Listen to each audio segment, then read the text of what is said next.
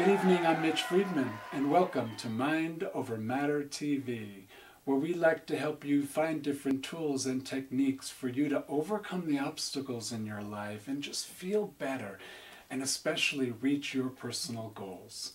So welcome to the show. I'm here tonight with a good friend of mine, Janice Otero. Hi. Welcome to the show, Janice. Thank you. Also known in Albuquerque and probably all over the place now as the Dolphin Lady. So I'm really looking forward to talking about dolphins. It's one of my favorite subjects, is dolphins and whales.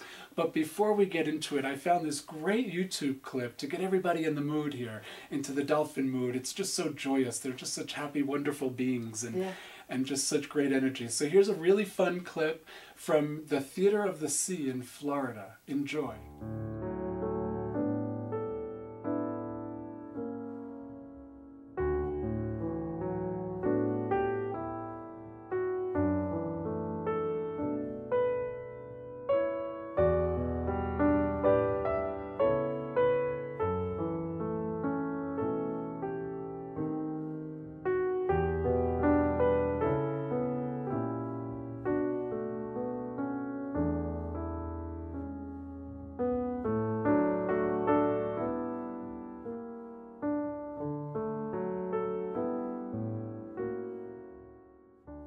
Boy, isn't that sweet? Yeah. And one thing I've noticed is that most people on the planet have this affinity to dolphins, just get really happy. You know, people go swim with the dolphins. But I guess my first question is, I know you grew up in Albuquerque. Yes, I did. So how did you get, what was your longing? Did you have did you always think about dolphins since you were a little kid? What was your draw to get into this? Dolphins and the ocean. And when I was in my teens and 20s, I belonged to a lot of groups to save the dolphins and the whales and the seals and so many groups. I belonged to over 20 groups at one time. And then I met a man people called the Dolphin Man in the early 80s. And he had lived with these dolphins in a place in West Australia called Monkey Maya, where I ended up going. But he got everyone so excited about dolphins. Wherever he was, in a restaurant, he'd be talking about dolphins, and everyone in the restaurant would come and listen to what he was saying. So, and this was here at Albuquerque? Yes. Yeah. And so he shared with me the reason to share dolphins with people it will reawaken a cellular memory within them, open their hearts, and by me just doing the artwork that I do with fabric, with wall hangings and pillows and such. And these beautiful vests I see that you're wearing here. Thank you. And sharing these films that I started collecting, started sharing dolphin images with films and slides, and it did change a lot of people. I had people, including those sort of macho-looking guys, see these films and they would start crying from some of the different films I would show. Well, I know it's such an emotional thing to be around dolphins, and you know, when I was a kid, it was all about horses. I grew up and I had little horses all over the place, and big horses, and statues of horses, and paintings of horses, and the Marlboro Man, and it was just cowboys and Indians all over the place, you know. But for you, it sounds like it was all about dolphins. I make up that you had little dolphins and big dolphins and pillow dolphins and sheets that were dolphins and pajamas that were dolphins. Yes, I did. I actually grew up with horses too, and I have poems and artwork that have horses and dolphins connected, how they're connected, and people that communicate with them have similar messages and also there's dolphin therapy and horse therapy. But I do want to say something what you just said about all these different dolphin things. Like my house was like a dolphin museum. And I was a preschool teacher in Albuquerque in the 80s and had just come back from a place called Monkey Maya in Australia with the dolphins and really had that energy with me. And these preschoolers I worked with, I still have tapes I made of them talking about dolphins. A little boy said to me, "Janice, you should belong to Dolphinaholics Anonymous." And that even knew about what that means. And then he started saying, what if we all had dolphin-shaped teeth and dolphin-shaped cereal and dolphins, and they would see dolphins in the dirt and the clouds, which a lot of my friends see them in the clouds. And once you get focused on that, they come in through all kinds of places. The guy that changed my oil yesterday spent half an hour telling me about this experience with dolphins and whales, and he was so happy. It was probably the best thing of his whole day, saying how how much he loved them too. So Well, what I know that I've done a show in the past with a woman. Her name was Dr. Jane Eli, and she did a lot of just different kinds of healing work. And the two places she did this work was in Hawaii and in Santa Fe, which I thought was really interesting. But she talked about, and I don't know the history of Santa Fe, but she talked about that there used to be an ocean, that there's the real connection here between ocean and now I'm hearing you talk about dolphins in Albuquerque. So can you tell us a little bit about that? One of the things I share in the talks I give is how we were under the ocean millions of years ago. They actually found the skeleton of a dolphin, which I saw at the museum in Albuquerque. It's all dinosaurs reassembled that they found here. Well, this was a dolphin, which was called Ichthyosaurus at that time, that they found here. At the UNM, I saw a nautilus shell that was huge that they found at the Rio Grande River, fossil. So they called it something other than that, but it looked like a nautilus shell. In the mountains here and in Albuquerque and Santa Fe and probably other places, you can find fossils, still find shells, fossils here. So a lot of people say they feel that energy of the ocean here, especially when you're outside in the desert. You can look out and see it. And when I was growing up, we could see the mesa from my house, and would have these vivid dreams. I was at the ocean and I woke up and I wasn't there, and I would look out and see this. It looks just like the horizon of the ocean from certain areas, and I'd start weeping that I wasn't there. So that's so funny. I loved how you talked about, because I was like, well, how did you get from New Mexico, from Albuquerque to Australia? So I love this story. So we're going to sort of change the subject here a little bit. Tell us how you created that. How did you get from New Mexico to Australia? Yeah, that was pretty amazing. I was actually attending the film school here that used to be the Anthropology Film Center used to have, on Canyon Road, used to have a film school in the 80s.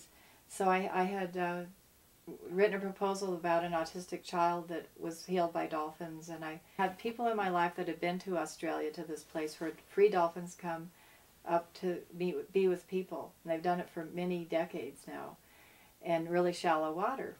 So I had all these photographs around me and all this dolphin energy and dolphin people in my life, and I was actually asleep dreaming that I was there, and the phone rang and woke me up, and it was my friend Jessica that said, she and her friend decided to send me to Australia, all paid, and they gave me a few $1,000s, and I spent 2 months there. So that was before I heard anything about the power, the Abraham power of manifestation, or making a vision board, or any of that. Well, like they say, the law of attraction works even in our ignorance of it. So you don't have to know about it for it to happen. Yeah. So I loved how you said it. You said energy flows where attention goes. Yeah, cool. So we got to stay positive and keep our sense of humor. And even though it's good to be aware of what's going on, accentuating the positive is so, just key now. Yeah, someone said to just get off of the matrix, like the matrix that has the negative fear vibration, and be one with the golden, I call it the golden grid, but it's that dolphin energy, and then of course you attract people and experiences that are of that vibration. So it's pretty amazing, these dual realities. Well, really cool. The one thing that I'm hearing from that is go for your dreams. Doesn't matter if you live in the desert and you fantasize about being on the ocean with dolphins, or you live on the ocean and you want to be in the high desert. Go for your dreams. Ask for what you want, and you'll get what you want. So it sounds like it, and it's usually pretty easy. But you had mentioned that one of the things that was driving you to get there was this autistic kid that was healed through dolphins. So that really gets my interest, because I make up that part of it is about the energy of dolphins. I'm all about energy these days. Yeah. So tell me more about that, because I know that I've worked with horses in the past and with people, and you mentioned that there's a connection with horses and dolphins, and just working with horses and people, and post-traumatic stress, and different, especially with children, the results were amazing, how people shifted and changed and got more well-being and health and vibrant and alive and passion. So I want to hear about how dolphins do that. Oh, yeah, exactly. Oh, I thought you were talking about dolphins. Well, horses, dolphins, it's all the same thing. From what I'm hearing, it's the same kind of energy. Yeah, for many years they've done, they call it dolphin-assisted therapy. And there are dolphins in Florida that, there are programs where autistic children or special needs children, people that are chronically depressed or post-traumatic PTSD, even recently the veterans returning from the war, they have programs where if they would like to be with dolphins, there's something about dolphins that reawakens a cellular memory. It shifts. People have a feeling that they see right through who we really are, and yet they totally love us unconditionally. The frequencies they put out with their sound really does shift our cellular structure. It puts us back in alignment with who we really are. And this particular story of this boy, the doctors had given up on him. He was severely autistic and withdrawn, and so they took him, this is in the early 80s, to be with this dolphin that I got to meet actually later, a few years later. Anyway, this dolphin was so gentle with him. He's really a huge dolphin too when I met him. But he was so gentle with this boy, and for the first time ever, this little boy started interacting with his dog, and he wanted to be, and he said some words where he wanted to be back with the dolphins when he wasn't with them.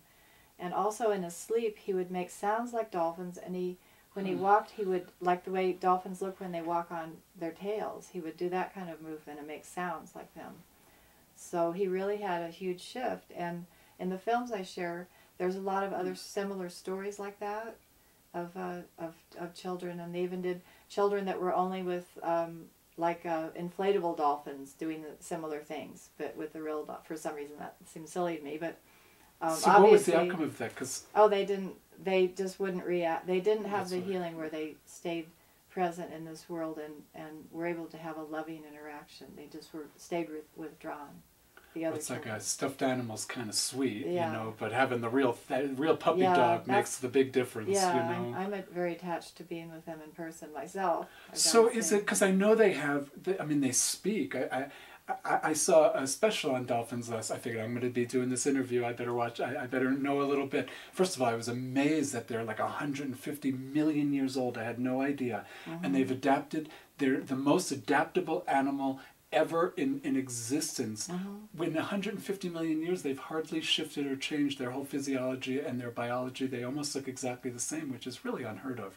But they're amazing and they're adaptable, and if they could put up with what we've been doing on the planet, they must really be adaptable, because I don't even want to get into, you know, how we've affected the oceans and what they've had to adapt to. But what is it, because like they speak, they have an energy, they're unconditional love. What is it all of that? What makes them so magical and so healing? What is it about them that shifts the energy for people? Because I know I just want to cry when I'm around them and in the water with them. And well, one of the things I say, they're tantric masters. They exchange a full lung of air we just use a very small amount of our lung capacity. So they're tantric masters with their breath, masters of breath. When they exhale, I think it was 400 or 500. When they exhale, it's 400 or 500 miles an hour is how fast I don't know how they figured that out, but it's quite amazing how. I actually saw how they figured that out.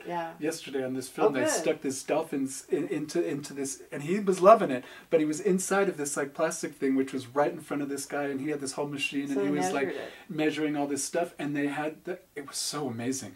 They told him to like go for it in some way, and the dolphin started to just go crazy, like he was swimming but not going anywhere, and his tail was just pumping, and they were getting him to use all his oxygen, and they were saying it got up to like 400 miles per hour. Right. So that as we all know, we can heal with our breath power, and I've been telling people also he's like the Dalai Lama of the oceans.